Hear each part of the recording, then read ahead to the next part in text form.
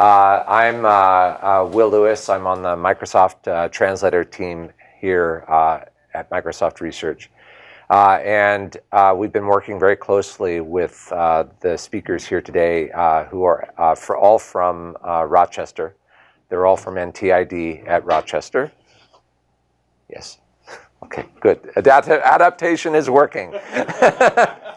Okay, so before I go into the introductions, I want to give you a little bit of background. We're actually trying out our auto transcription service. This is speech recognition that's running through our service.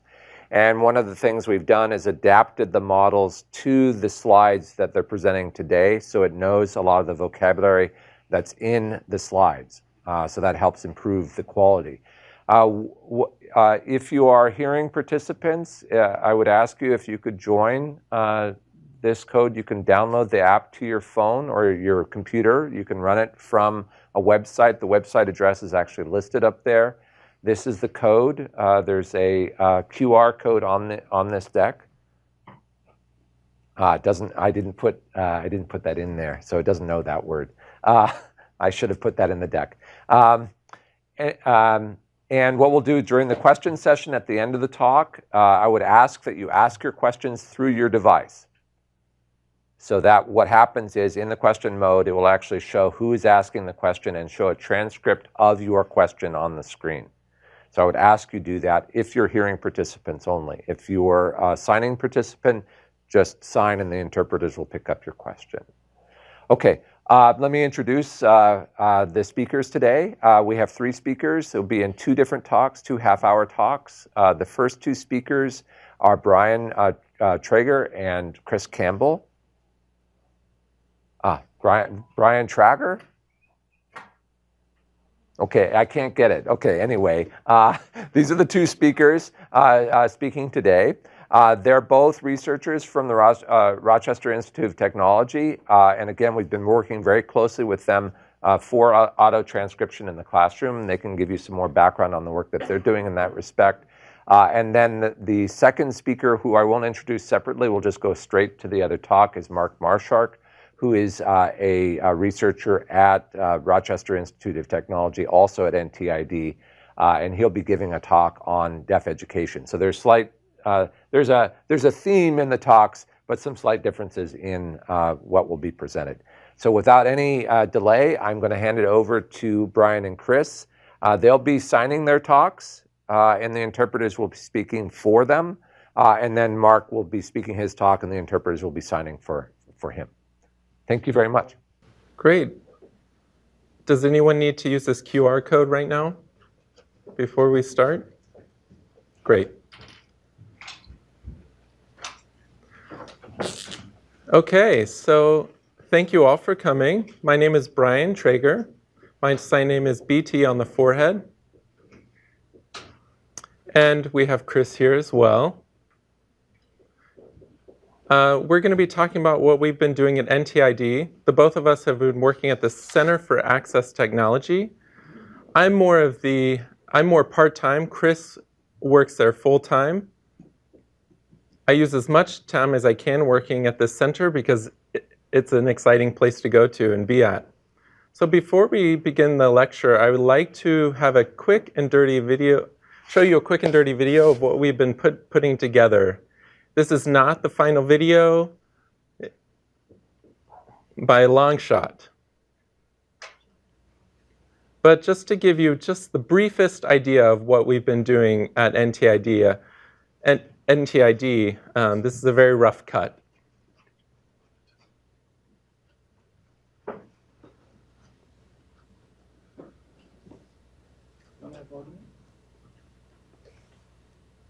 There is no sound in the video.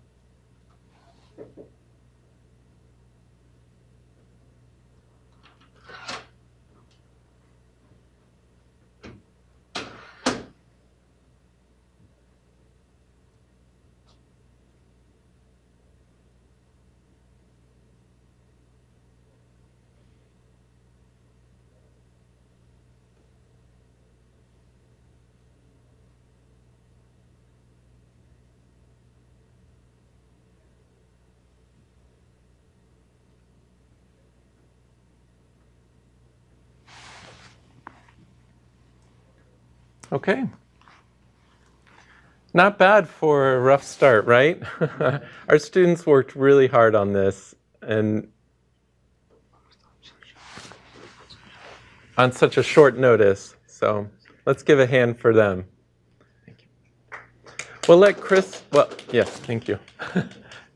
So I'm going to let Chris talk a little bit about himself, his background, and give you an idea on why we've decided to share this experience, and we have this passion together to work on various projects at NTID. First, this is Chris here. I'm going to give you a little bio of who I am. I'm Chris Campbell. I entered NTID in 1991. Before that, I was an only child. I was deaf. My parents didn't find out I was deaf until I was 3. They didn't understand what was going on. After they found out I was deaf, they both learned sign language, and I was very fortunate. Many deaf children have parents who don't sign, and I was very lucky and fortunate that my parents learned sign language. So I entered RIT. I graduated in 1996. I spent 15 years as a software engineer. I used C# from 2001, and that was the early days, and I was an early adopter. About 5 years ago, I started teaching at NTID. I normally teach computer programming, web development, database development, and I just joined the Center on Access Technology full-time as a research associate professor. My wife is also deaf. She has Usher syndrome, which means she's slowly losing her vision over time, in addition to being deaf. So I've seen her challenges as she goes through this. Both of my children are deaf. It just happened. I'm the only deaf person in my family. And same thing with my wife, and we just happen to have 2 deaf children. So they're both very different children. One prefers to sign in ASL, American Sign Language, and is in 6th grade at Rochester Institute for the Deaf. The other one signs pretty well and is more in a mainstream school in 5th grade. So I get both of their perspectives from the residential school and a mainstream school. It's nice to have so many different perspectives, and I'm very thrilled to be here as well. Hi, this is Brian here. I have a hearing family, and I'm the only deaf person. And that's pretty common for deaf people in the world. I have 2 older brothers, and unfortunately, I was the youngest. Some people say, oh, you're lucky to be the baby, but really, I respectfully disagree. But my experience going through the acceptance of growing up and trying to communicate with my family members, I've built up a lot of frustration because of that. Really, my parents didn't know I was deaf until I was 3. So really, believe me, when I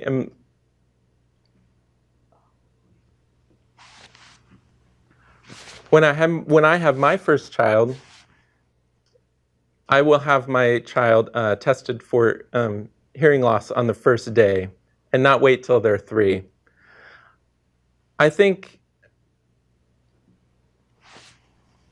they thought I had a mental disability, really, or a learning disability, and they were concerned with me that I wasn't speaking, I wasn't responding to their noises. And looking back, really it took them, I think, really it took you 3 years to figure that out.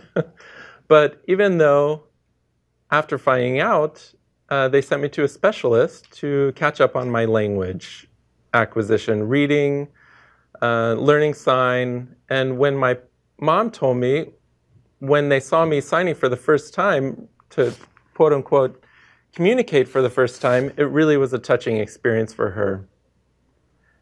And growing up with a family who signs and being the only deaf person is a challenge. For example, during dinner time, There's a dinner table syndrome. There's a dinner table syndrome, DTS. And you might be wondering what that means.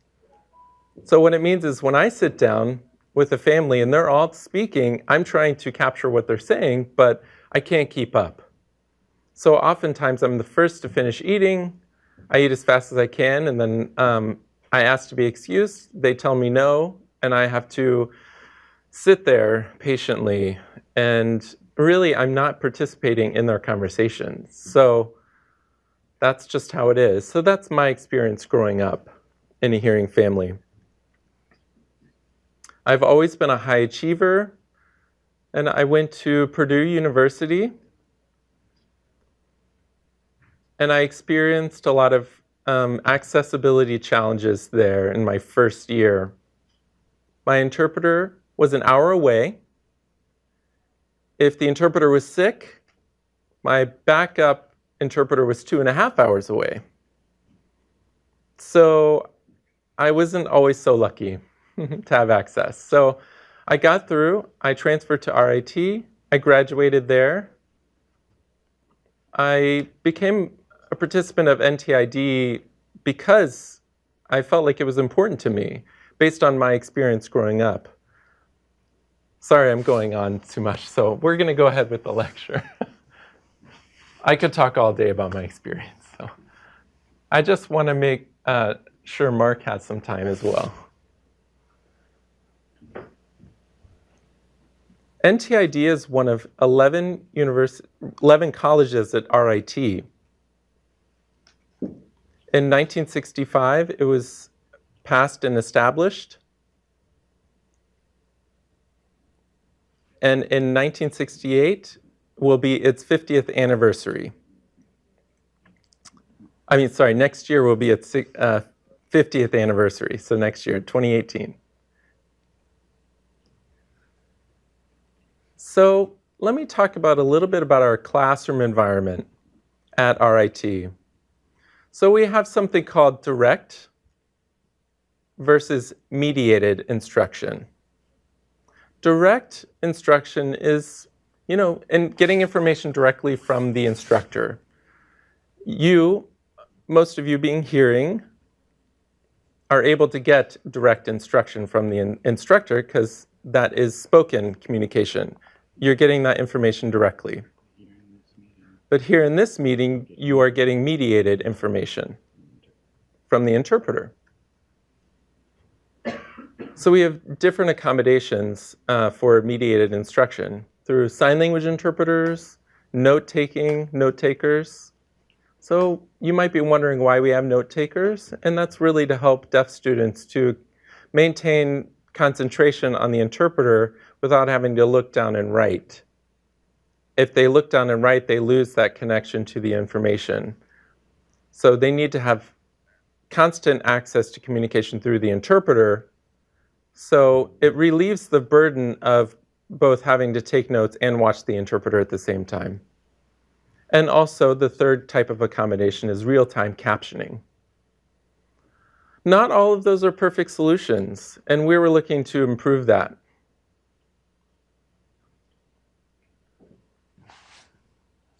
Incidental learning results from external stimulus.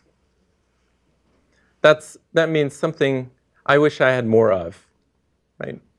More of external stimulation. I can hear, like, for example, hearing my kids. My 3 kids are hearing, and they pick up a lot of things externally, just passively listening to things in the environment. And I'm missing out, unfortunately. I can see the world, though, in the future where I'm not missing out on those opportunities. So that's my vision for this world. My vision is to be able to have incidental learning experiences. The point is, and the key is, access. For everyone here today.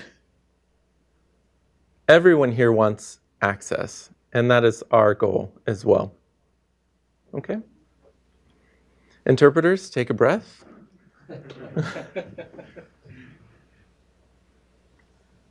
Okay, so NTID was founded established in 2007.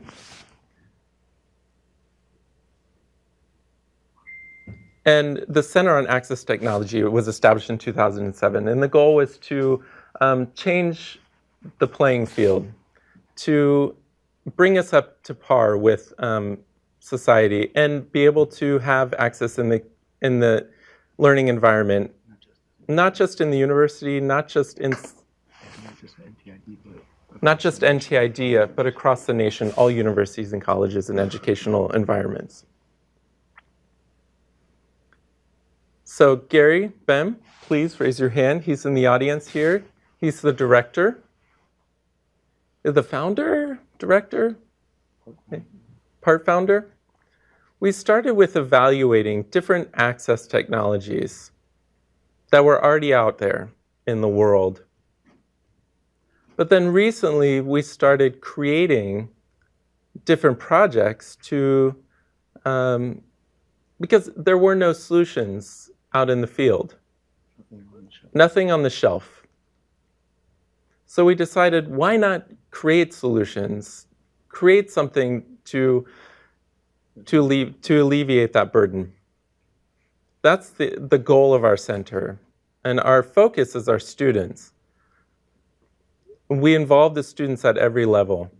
We mentor them, we work with them, and that's really what makes us stand out at RIT, because people come and they're amazed. They're like, wow, you have so many students working here. And we have that comment almost daily, because we believe we can empower those students to create the solutions. And we want to help them through that process.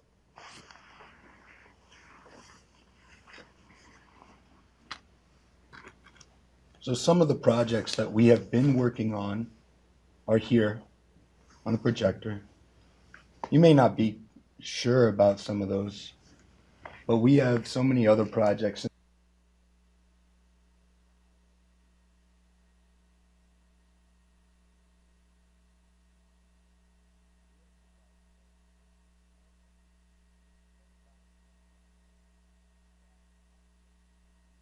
Call other deaf people. It's very cool. But now the phones are becoming smaller and smaller, and the vibration notification is becoming weaker and weaker. So I've called it a phantom vibration, because you can't really feel it sometimes. Sometimes you get a message or notification and you just don't know. So we've developed this kind of tool. It hooks up to your keychain and it's amazingly powerful. It could simulate an earthquake, basically. It's so powerful, but you know, it was no good way to let somebody know that they were receiving a message in the past until we created this. We've built this hardware and we've programmed it and we've linked it to our phones with Bluetooth.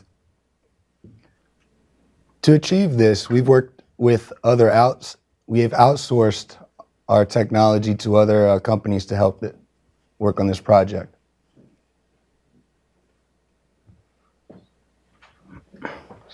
You may be looking here and say, this is an interesting project, and it's really been an experimentation. We thought about how teachers usually turn away from their classroom to write on the board. And oftentimes with deaf students will take that time to chat or to get lost in other thoughts because there's no connection with the teacher. So I personally try to minimize writing on the board and losing that connection. So we created a new model. It's a screen. It's a dual pane screen.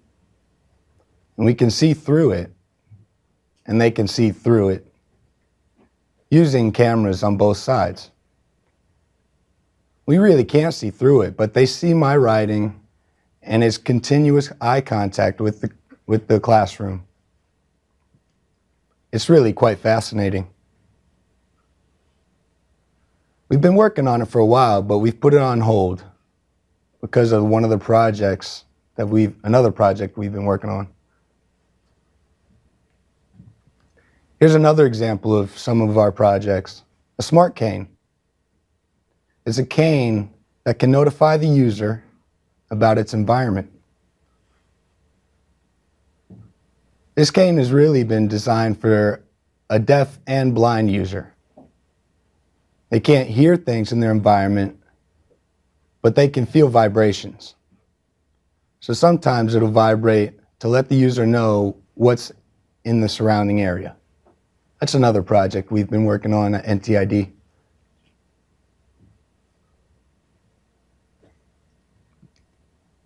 Another project we've been working on is creating storybook apps.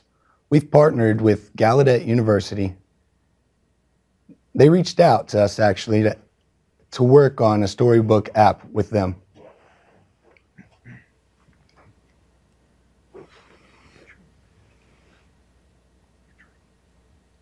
So we've created this app for Android platforms and also Windows using the Surface. So using the Surface, we can allow children to color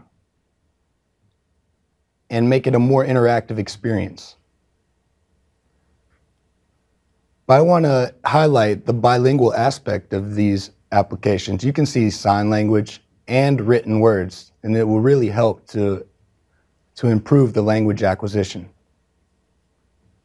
The goal is to provide complete access. They can see the signed language and see the words written. And they can also click on those particular words and receive a signed vocabulary for that word.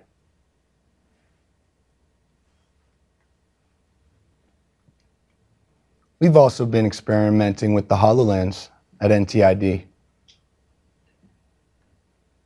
Like I said, my vision is incidental learning.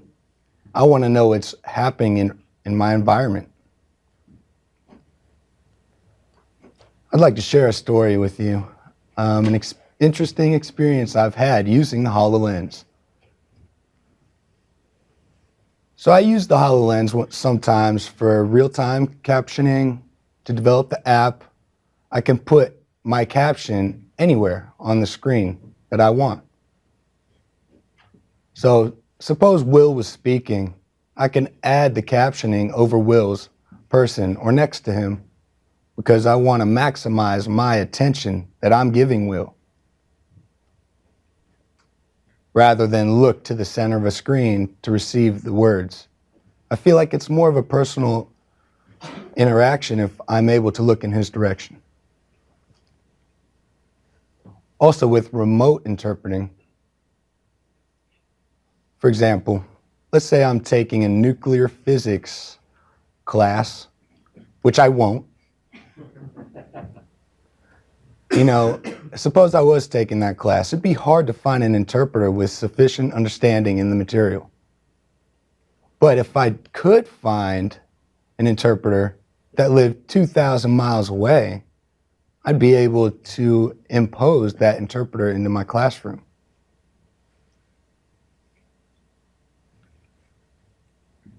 I have an example here. I was using the Hololens at the time, and I had a teacher writing on the board, and I had my interpreter imposed. How many of you have used the Hololens? That's great. You know, I don't have to explain. You know, the very cool thing about this is the interpreter sees exactly what I see. So imagine the professor is teaching and says this or that. I wouldn't know what they were referring to, and the interpreter wouldn't know what they were referring to if they couldn't see exactly what I was seeing. You know, so the interpreter isn't only signing, it's also directing me where to look. The interpreter is able to actually circle on the surface what I'm seeing in real time. Another interesting thing is the interpreter can also hear my surroundings.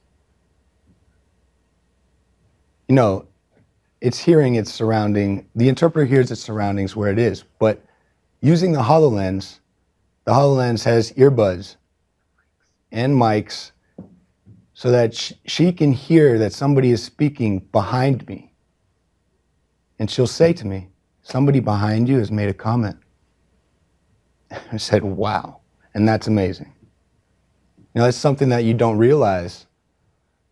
And that's a part of the incidental learning that I've been seeking. Another project we've been working with is real-time text display. And we have captioning happening, and oftentimes it'll happen on a separate screen from where the action is taking place. So we'll have the PowerPoint on one location, we have the teacher speaking, and then we have the real-time text display off to the side.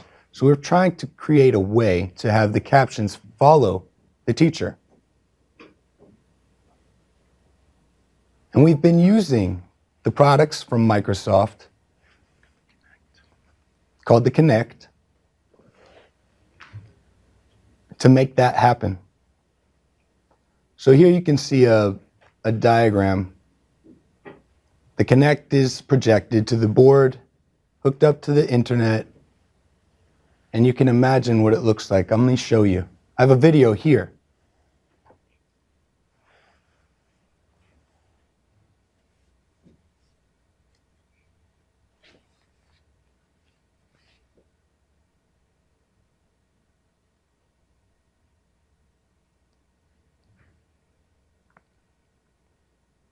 Also, if another person interrupts and takes over the screen, the dialogue will also follow that new speaker.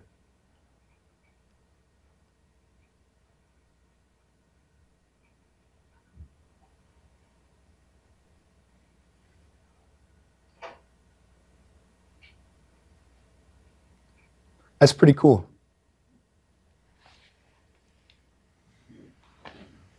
So we were trying to think outside of the box and think about possible applications for some of our technologies. And we were envisioning the theater. There's a wide stage there. And perhaps we could drop a screen and impose the dialogue on stage. We've been researching these ideas.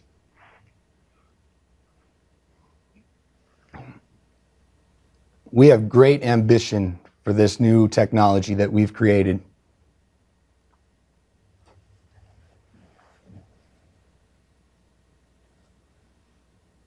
So let me go ahead and turn the presentation over to Chris, and he'll take it home.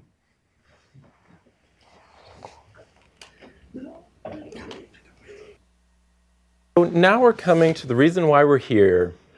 So like I mentioned before, I came in 1991 at RIT. There was 10 students myself who were directly accepted for a bachelor's program. At NTID, there was a large amount of associate students there, associate level students, and that use instruction, with direct instruction, without interpreters.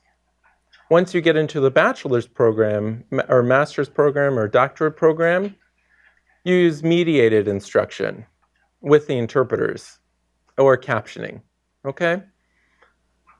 About 5 years ago, 36% of NTID professors were instructing at the bachelor's level, through mediated instruction, okay? Now there's 42%. So it's going up every year. And that's good indication of success of K through 12 education for deaf and hard of hearing students. More and more students are going to college. That's wonderful. But it's tough to meet the demand to provide the services to those students. We also have increased demand for real-time captioning because many deaf and hard of hearing students come into RIT, they haven't learned sign yet. So they need to use captioning instead of interpreters. And that's a tough thing to do, to find qualified captioners. and to keep them. I didn't realize until last year that high schools, or most high schools, didn't teach typing in classes anymore. So now we have a younger generation of people that don't know how to type quickly. So it's a texting generation now. So, yeah. So now we have a little bit over 500 students mainstreamed at RIT. So we have about 58 students in the College of Applied Sciences and Technology, 56 in the College of Business, 41 in the College of Science, 79 in the College of Liberal Arts, 79 in the College of Arts and Sciences, and 80 in Liberal Arts, 37 in the College of Engineering, 73 in the College of Computing, and 29 in the College of Health, Science, and Technology. And then another 54 in general programs like sustainability and interdisciplinary studies. So we have a large variety of students and subjects that we have to teach at RIT. Many of them are technical. In 2004, when we first introduced CPRINT, that was our homegrown project or program or product that we developed at RIT, NTID. We experimented a little the next year, and the following years, subsequent years, we increased those. And in 2007, we just opened it up for general use for most students. We see every year there's an upward trend. The only time we had a little slump was in 2013 and 2012 because we had sequestration of a lot of federal funding. And that really halted almost everything. But then we have an upward trend again. We're well over 25,000 this year, I'm sure. So now we have a lot of issues. And we have 12 open positions for captioners, and it's just hard to fill. The captionists, if they're out sick, it's hard to find a replacement for them. We have 55 full-time captioners on staff currently. So we thought, okay, we'll try and use ASR to help supplement the captionists. We're trying to accelerate research and development to try and provide a solution as soon as we possibly could. So last spring, we really tried to experiment on ASR services. We used like IBM, Watson, Microsoft. We started with Bing, Speech, API, and at Will's suggestion, we moved over to Translator API. So we noticed some issues. Some teachers were simcomming simultaneous communication, so they speak and sign at the same time. And now using ASR with that has mixed results, because a lot of the times when you're using two languages at the same time, you're repeating words or you're missing words in one language or the other. So it's confusing. So if you're speaking at a normal pace, you'll get better results. So we also had issues with high rate of error, particularly STEM terms and formulas, mathematical formulas. So when Will visited Rochester in February, we brought him to a few different classes, and one of the classes was about heat transfer in the College of Engineering. It did particularly well, except for the formulas. There was another class about language science. There was a lot to do with it.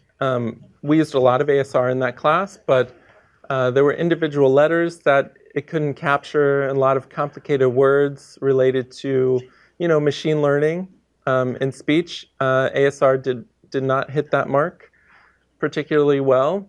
Our proposed solutions are trying to use customer language models. At NTID, we have a goldmine of data because we have a Department of Access Services. They have 55 full-time captioners and 125 full-time interpreters. So normally we hire about 400 note takers every semester. And so we've been maintaining that for a while now. Since 1996, we've had written and typed notes, nothing electronic. We've had transcripts since 2004, electronic textbooks, transcripts since 2004, class notes since 1999, and PowerPoint presentations as well. The idea is we're trying to prepare the system prior to the lecture, right? Which should improve the accuracy of the ASR captioning.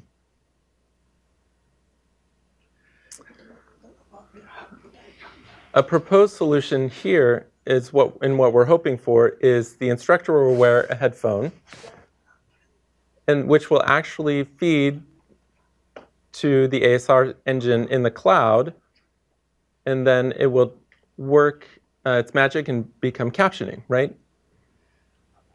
Over time, we're hoping that maybe we'll allow the students to use their own devices, like an iPad or an Android phone, and connect to the cloud to receive that captioning on their own device. So we're starting to move more aggressively now. In the summer, we're hoping to do some research on comprehension of ASR captioning versus real-time captioning, and comprehension of ASR versus interpreting. And in the fall, we're really hoping to address immediate needs of NTID. Well, there are a lot of instructors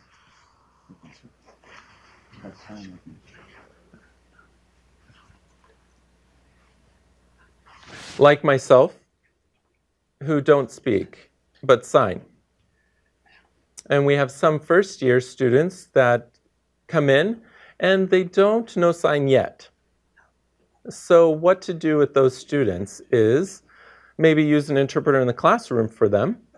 But the problem is, if you have an interpreter and a captionist as well, that's 2 people in the classroom for 1 sign language instructor. So we're trying to use an interpreter with the microphone in using ASR. And we have ASR captioning for the students that don't know sign language. So we'll probably try that pilot program in the fall, and if it's successful, we'll expand that in the spring. It seems like an easy solution to solve than a hearing in the deaf classroom as opposed to a hearing classroom. So we're looking at the captioning and making adjustments to ourselves as instructors.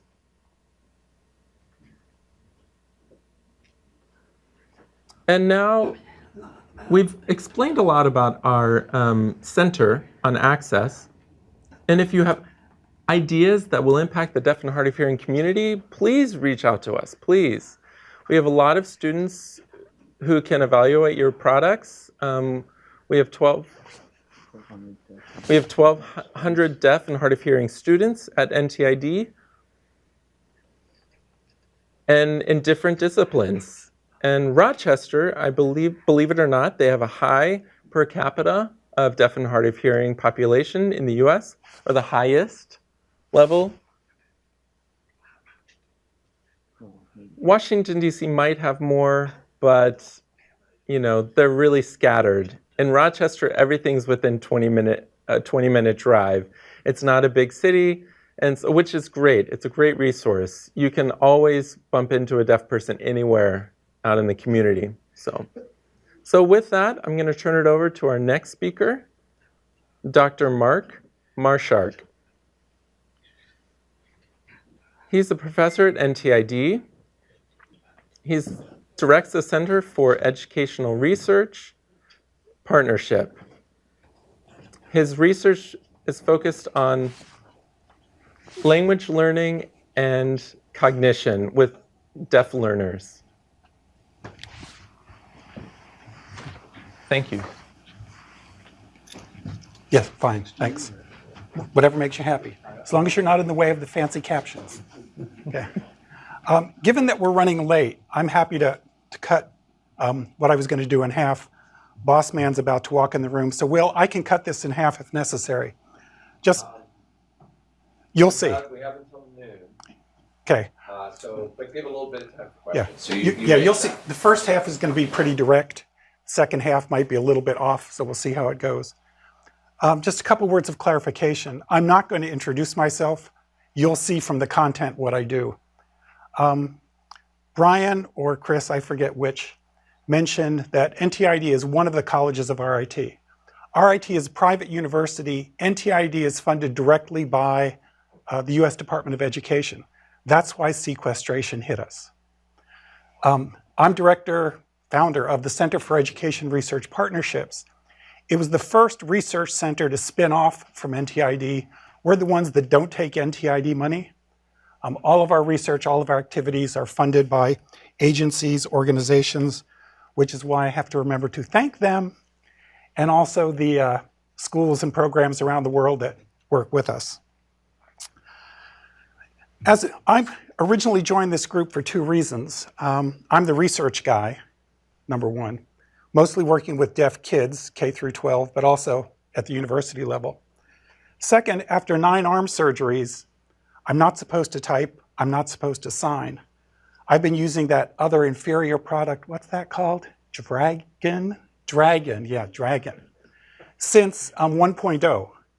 So I'm the most experienced ASR person at RIT.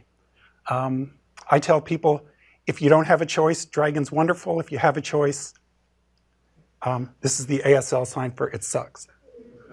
But as a research guy, I always have to give some excuses in advance.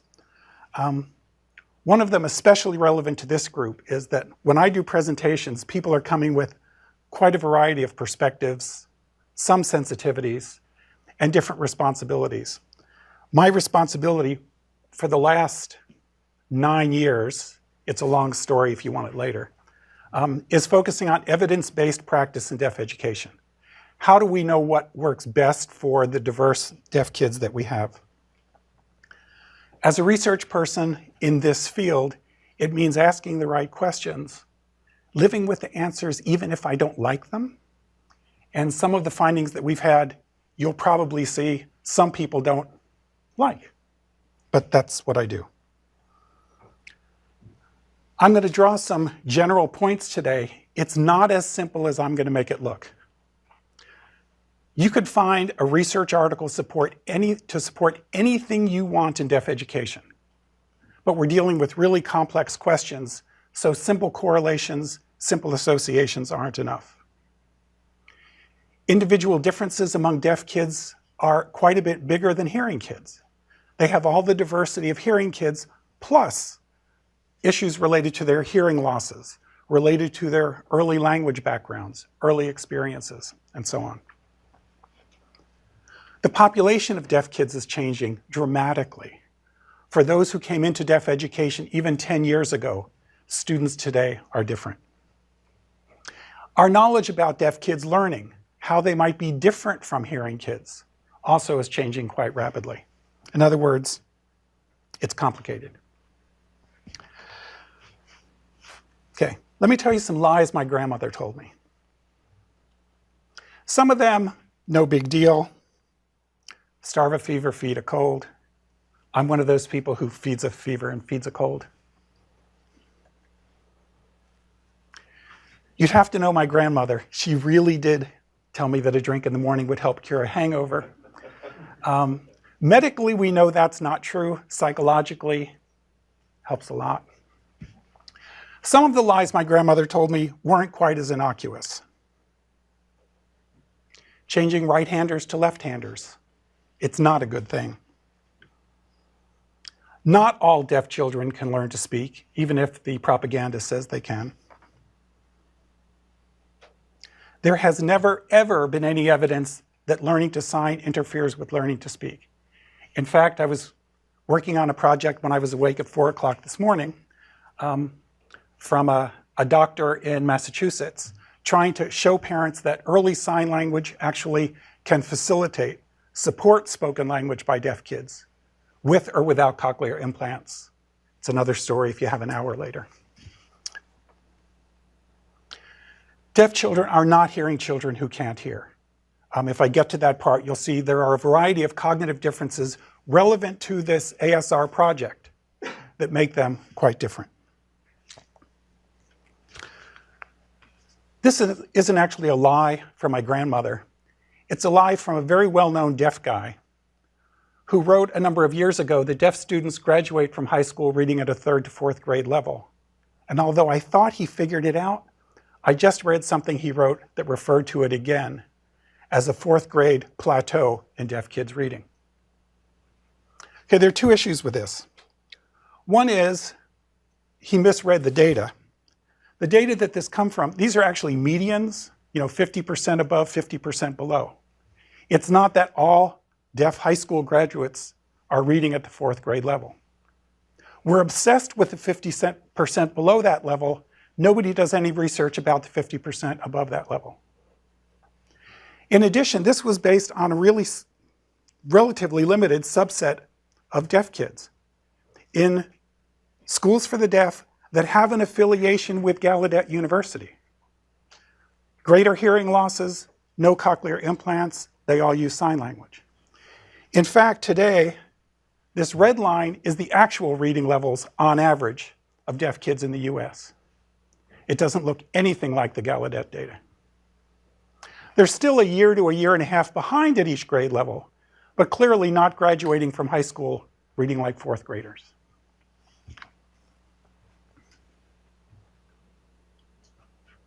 Well, some lies my students told me. They believe the propaganda.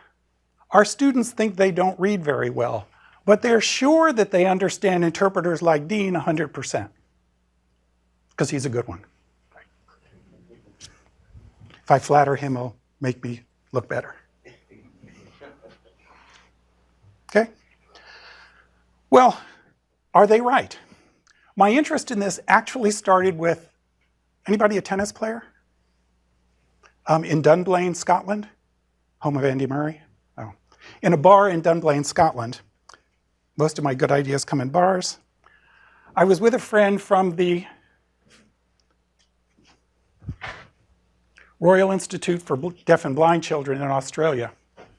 They had just finished a study in which they had middle school kids seeing 3 different geography lessons from a deaf teacher using Australian Sign Language, Auslan. Classroom looked like this. Those little boxes are laptop computers. One day the kids had a lesson where they only saw the teacher signing, native signer. One day they only had captions, provided by, in Australia, a sign language interpreter who's been trained to provide captions. Interpreting is a long story, but it means that it was a lot more accurate than you would get in a lot of situations. That is, knowing how to adjust the language to match the skills, the knowledge of the deaf kids. On a third day, they had captions and they saw the interpreter. So they looked over their computers and they could have both. Okay? So the classroom looked something like this. And my friend was absolutely delighted because thanks to real-time text in the classroom and the quality of their education, he was thrilled because what he found was that the kids who were getting the text, the real-time text or both, learned just as much as the kids who were getting the sign language. He was delighted. Until I asked him, and how many questions were there? Turns out there were 24 questions. Kids were actually at 50%, not at close to 90%. The glass was half empty, it wasn't a glass half full. They weren't understanding the sign language any better than they were reading. Well, that led us to ask the same question at NTID with college students. Again, our students telling us at NTID they learn more if it's signed. We did the same task, except now we included an interpreting, someone not as good as Dean, and we included hearing students. What you can see is that the real-time text actually led to significantly better learning than either the interpreter or the two together. Now with the two together, that is interpreting and the text, students told us they weren't sure where they were supposed to look, but still it was better than interpreting alone.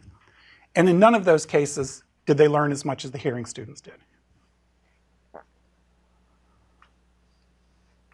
Well, the student complaint was, yeah, well, you gave us text or you gave us interpreting, but the test was written. We would do better with with signed tests. You can see that doesn't make a difference. We actually did this study where we had signed input, a signed lecture, and a signed test for the deaf students. A signed lecture and a written test. Reading the material and a signed test, reading the material and a written text. In other words, the good 2x2 design. And the same for the hearing students who heard it, had an oral test, or read it and had a written test, and all the crossover. And since this is probably going to look ugly, yes, let's see. Well, you're missing the first one, which was, first one would have been when they read it and then they had a written test, but it looked a lot like that. What you're seeing here is when they read it and had a signed test. In both cases, the hearing students did better than the deaf students, which wouldn't be surprising because they read the material. Here you see the signed input and a written test. Again, the hearing students doing better, presumably because it's a written test. Only when the lecture was signed and the test was signed were the two equal for the deaf students. What's interesting, if you could see, and you're clearly not going to see, the interesting story, by the way, I am from the National Technical Institute for the Deaf, so we know how to deal with these things. Not. It turns out that in all of these cases, the output, the written or the signed test, didn't make a difference. Students actually learned more when they read it than when they saw it signed. In all of our studies over the last 10 years, we have found either deaf students learning more or the same amount from text, real-time text and printed text, than they do from signing, which is something they don't realize. They think they learn more from signing. Yep, still ugly. Point is, this is not just about sign language. The left thing that's covered up is oral students who use spoken language. They aren't any different in these tasks than the skilled signers. But they are mainstream classrooms. So we have interpreters like Cameron and Dean. Question is, what happens in our classrooms? My students tell me that instead of watching Dean, if I signed for myself, they would learn more. Wrong again, students. Turns out, Brian talked about direct instruction when I'm signing for myself or speaking for myself, or direct mediated instruction where I'm speaking and Dean is signing for me. Sorry. And for these studies, by the way, we have the best of our 125 interpreters, outstanding teachers, and even with the best signing teachers, you can see that in this case, when she was signing for herself, direct instruction, the deaf students learned just as much from the interpreter.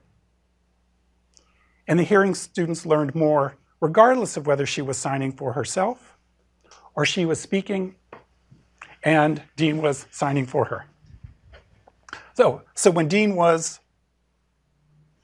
she was signing for herself, Dean was speaking for the hearing students?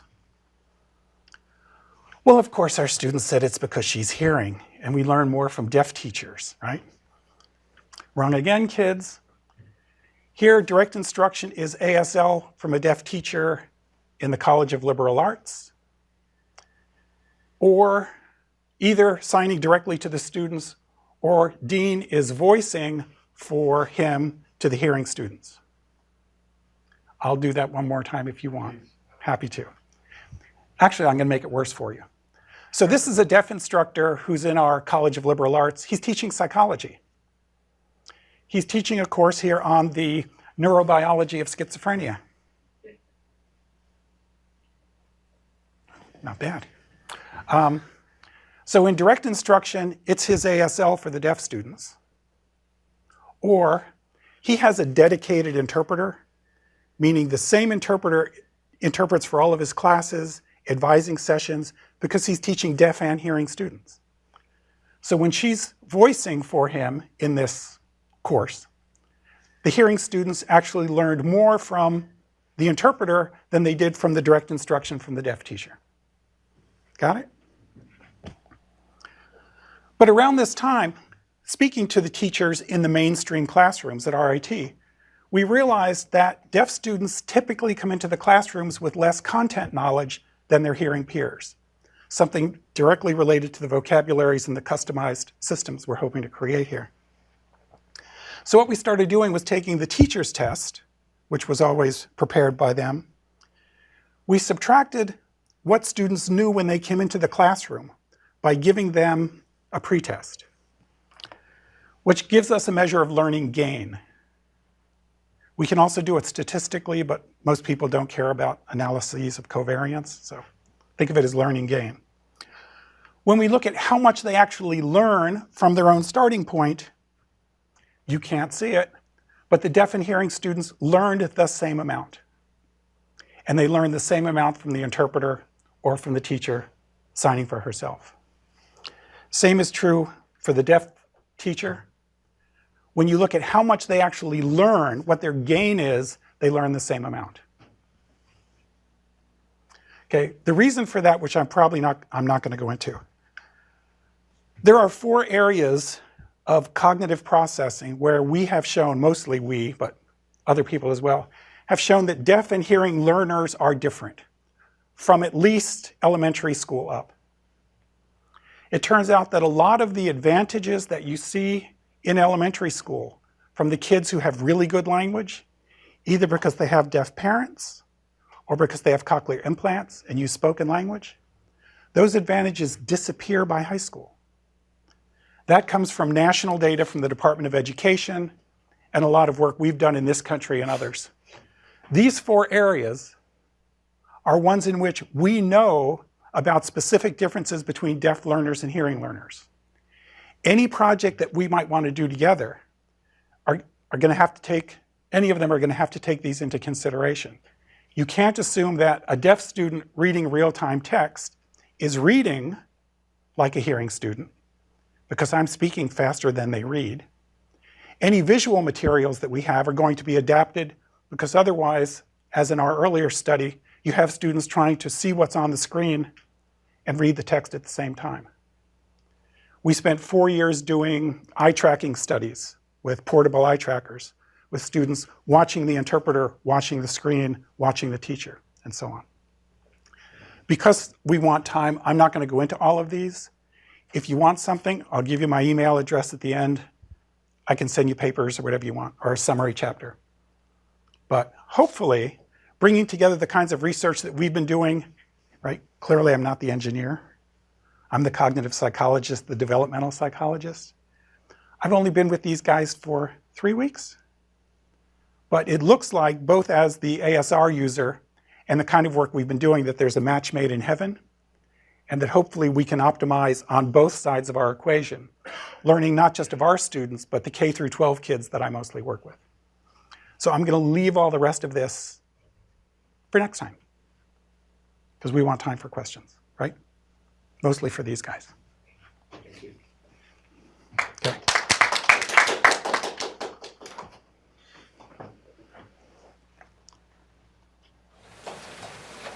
Okay, we have time for questions. If you're hearing, if you could use the, whoops, we're going to, Tommy, how do I get this in the full, can you, sorry. Yeah, Q&A mode. We're going to go into full screen mode on here. So if you've joined the conversation, you can ask through your phone, and it will actually indicate who it is that's asking the question on the screen, if you wouldn't mind. We'll still sign, but we'll have the transcript on the screen as well. Okay, so if there are questions for any of the speakers, we have about 20 minutes for questions. We'd love to have your input.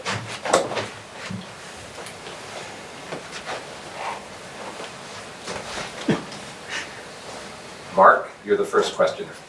Just because I'm the new kid on all of this, I'm wondering, the issue that I raised about reading speed, I had never thought of until I was preparing this. And I'm wondering if there's some way to slow down. I'll step back. We can't slow down speakers. How are we going to deal with the issue that many deaf readers can't read the captions as quickly as the speaker is going to speak them? Yeah, that's a good question. I don't know that I have a good answer for that. The problem with delaying the transcripts is that it's no longer real time. They would be getting it well after the lecture would be done, for instance, we finish up. We do have a delay that we put into the transcripts on purpose because of technological issues. We're more or less at the limit now. We could display the transcripts faster, but they would be less settled. So there's actually a 1 or 2 second latency in there that we put in there by design. We could increase the latency, but again, you run into this problem where you're then out of sync with the person that's giving the lecture.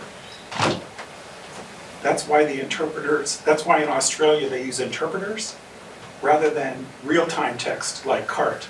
The interpreters condense everything so that they can maintain synchrony with the instructor.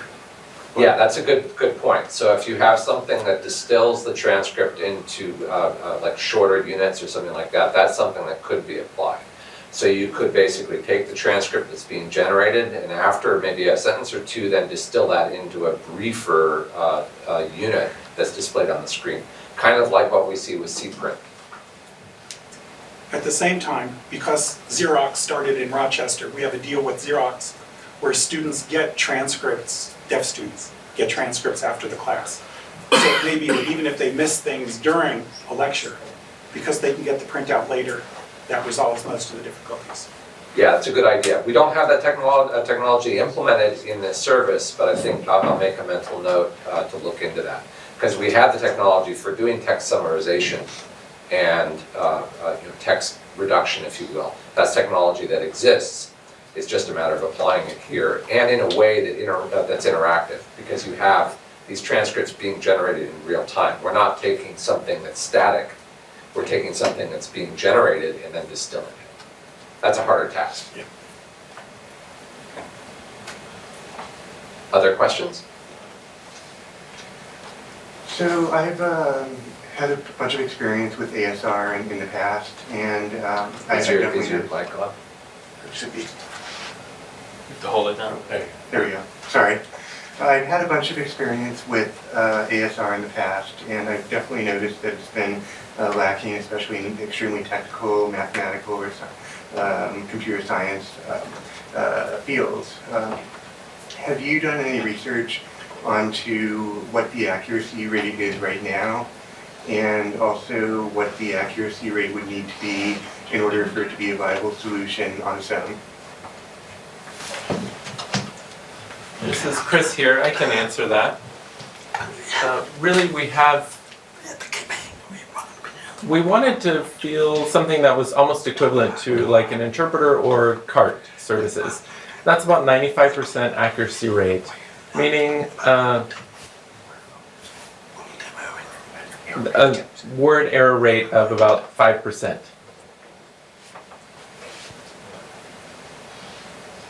So, can I say, Gary, you wanted to say something?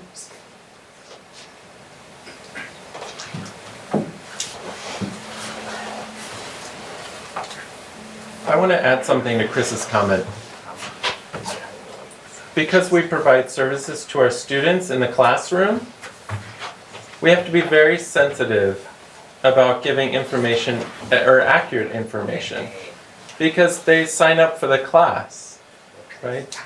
When they sign up for a class and they expect to get full access to the full information. So that's why we want to make sure that it's as close to equivalent as possible, functionally equivalent to CART or CPRINT.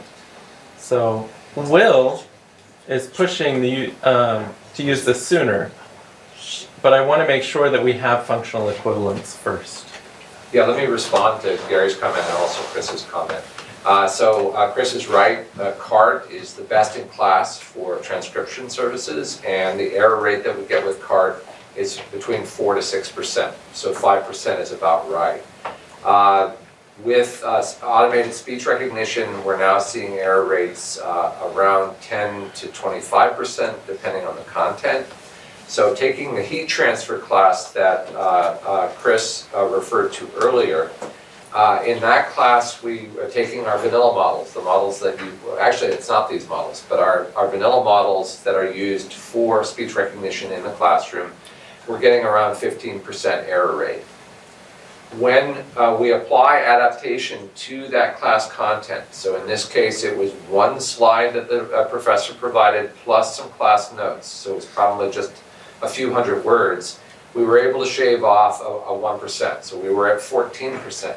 However, qualitatively, when you look at the corrections, and I don't have a slide here, I could show you, it really got, in that 1%, most of the technical vocabulary that it was missing before, including formulas that he was saying that it was garbling. So yes, we only dropped 1% with this adaptation, but qualitatively, that was a dramatic drop in the error and improvement in the quality. We did some additional experimentation where this professor's voice, we did adaptation to his voice. So this is work that Ivo did. I bet it will get his name wrong. He'll be, yes, he always likes to call him evil. He did this work and we got it down to 11%. Okay, so that's using 30 minutes of audio that's been transcribed plus the language model adaptation that I referred to before. 11% is now getting within reach. If you think about it, human transcription, the upper end is probably high upper single digits, so around 9%, 8 or 9% is probably your average. For human transcribers, CART is at the lower end because CART is the best you can get, it's best in class. So 11% versus 9%, you're getting awfully close. If I may add to that, I need to do something. Is that working? Hello? You need to take your finger off the button. Finger off the button? Yeah. Now I am talking or? Press and hold the Ah, okay. Okay, now I got Keep it on the yeah. First time using myself. So I was going to talk about the error rate. So the idea is that the more the professor uses the system, the better it gets. So basically we did an experiment with MIT Talks, and with about 14 lectures, so a whole semester, the error rate in the beginning of the semester was around 25–30%. By combining language adaptation and acoustic adaptation, we brought it to under 10%, so to 9% for that specifically chemistry class. So it was very technical course. Do I need to press something to stop, or? It should stop if you stop talking. Here. Other questions?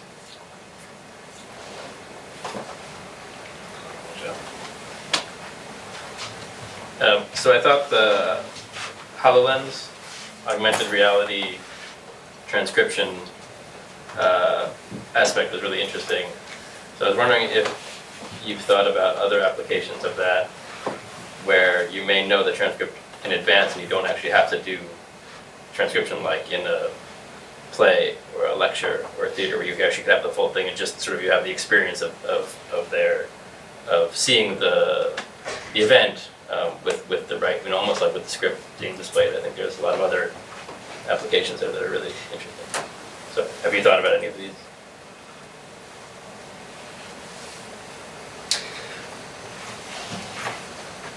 This is Brian.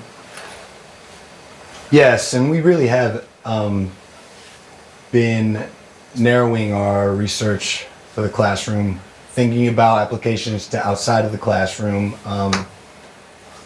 Yeah, it seems amazing. That's a great application there for the Hololens. You're right. We can broaden our vision for the application of our products, but we want to make sure that we have a universal experience. Make sure that that is there for those wearing the HoloLens. And we're trying to figure out how people can use the HoloLens and if they can gain better accessibility from that product. You know, we haven't included that in our research yet, the impact of using the HoloLens and accessibility.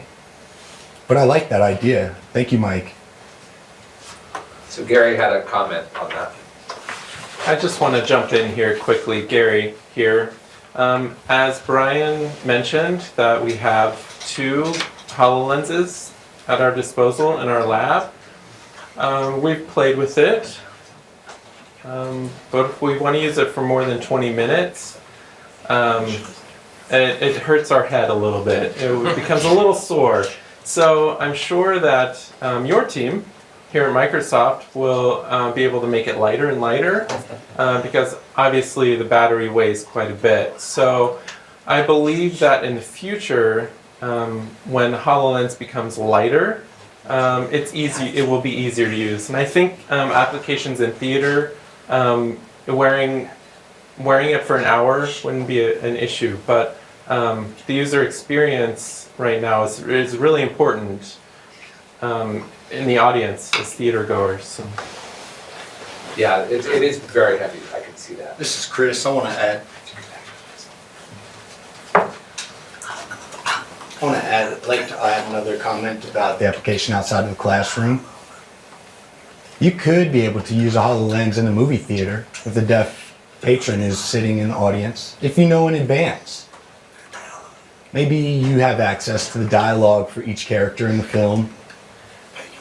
But even then, we can take it one step further. We can set up the imposition of who's speaking on the screen. And it doesn't just have to be on the bottom. It can be next to the character speaking. You know, you have the villain on the left side and the hero on the right side, and the dialogue is above their head. And that kind of application is powerful. No, it's not just about the words. Also, it's the sound effects and seeing those in a visual way. Like you guys hear the explosion and maybe we have some kind of visual representation, maybe something that pops off the screen. Maybe when the door knocks, we have a visual for that. You know, rather than words at the bottom of a screen. Yeah, that would be really cool. We have the application, you know about the Hearing AI app that does some of that on the device.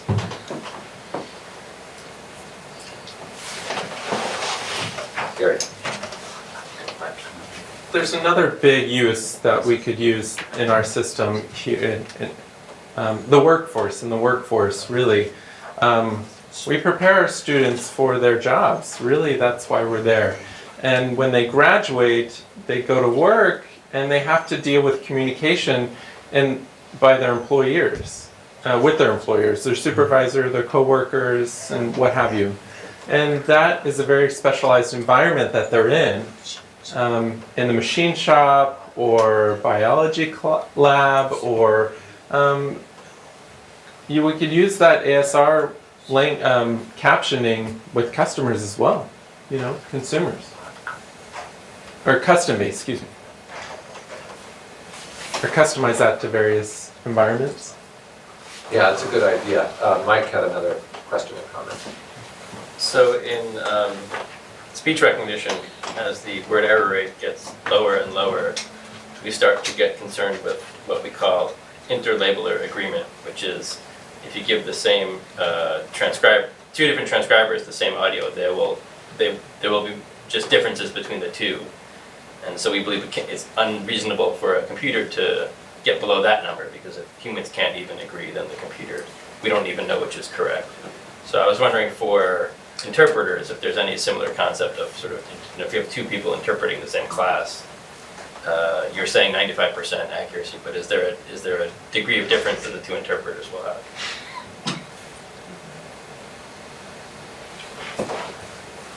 Marc has a good explanation for that one. I don't know if it's a good one, but I don't know that anybody's done research on that, but in our work, we're doing that all the time, trying to get agreement between interpreters. And it normally runs around 95%. But at the same time, I mean, Will talked about CART as the gold standard. We've compared CART to CPRINT, which is condensing. Now, I don't know if anybody's looked at the error rate for CPRINT, but we don't find any difference in student learning when they have verbatim CART compared to when they have someone like an interpreter condensing it into print. So I think rather than trying to get to the level of CART, just because that's CART's number of 4 or 5%, we should probably look at the level at which it makes a difference to student learning, which is the practical one. Yeah, See I what think that's a happens. good idea. Looking at the student, the learning outcomes is probably more relevant in some respects than word error rate is. I mean, but for automated recognition, of course, we're going to look at the measures that we're accustomed to looking at. But I think we should actually do this analysis on the learning outcomes using speech recognition as compared to existing services such as CPRINT or CART. Or interpreters. I mean, especially Or interpreters. in our work, we have interpreters who have practiced the material, and we make sure that we have agreement. But Cameron and Dean right now are doing this on the fly, so that the error rate for less skilled interpreters, of course, doing this on the fly, is going to be much higher than 5%. And the question of whether that actually influences learning or not, for us, is the real question. I realize you have not higher standards, you have different standards. This system is awesome, by the way. Thank you. We have Chris back here in the back. I think we have time for one more question. Chris, you're the final question. We learned a lot about the classroom experience and the learning experience. In the college, the social life is very important as well. Do you have studies that show changes that technology can promote in terms of the deaf and the hearing students talking to each other or communicating with each other? If you mean communicating through technology, it hasn't been done yet. I just wrote about it in a chapter that just went to press. One of the issues for deaf kids, even the ones who are now using spoken language and implants, is that in elementary school there aren't too many issues, except that the kids, deaf kids who have the best hearing and speech are the ones who are most accepted by the hearing kids. Even then, even with a cochlear implant, there are nuances in speech like sarcasm, irony, whispering, that are more important in the teenage years. And we raised the question of what is more difficult for, say, a young teen? Is it going into a social situation where you're not really understanding, situation where you might have an interpreter with you, which could be really embarrassing, or would it be worthwhile having some kind of technology? There are people in Rochester, people who are hard of hearing, who use portable FM systems, and it's not unusual to have someone hold a microphone in front of you. Now, whether that's going to work with teens or not remains to be seen, but it's a great idea. I think we could do it. We've already started some research plans. There's no reason why we couldn't look at social settings. Gary, go ahead. I just wanted to add to Marc's comment. We're trying to improve that social skills between the deaf and the hearing. That's been in the works for a long time.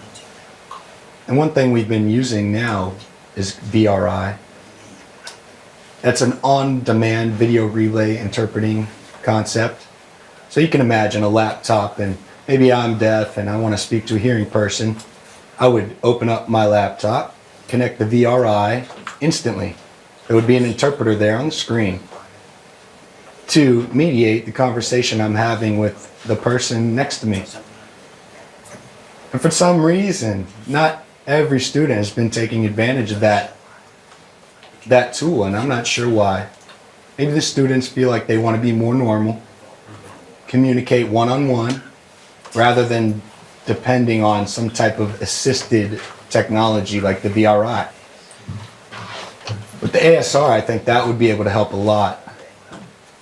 It can minimize the dependency that some deaf people feel working with another interpreter or communicating with somebody else in their presence.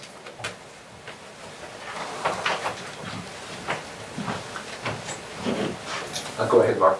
Just Chris, if you want it, or if anybody else wants it. I was just searching my memory banks.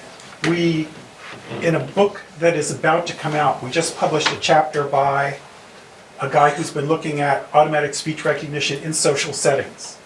At least in classrooms, laboratory settings, or where students are working together on projects. I just figured out where it is, so if you want it, let me know and I'll send it to you. Cool, thank you. That's very interesting. Okay, we need to wrap it up here. We're a little bit over time, and we're losing our interpreters.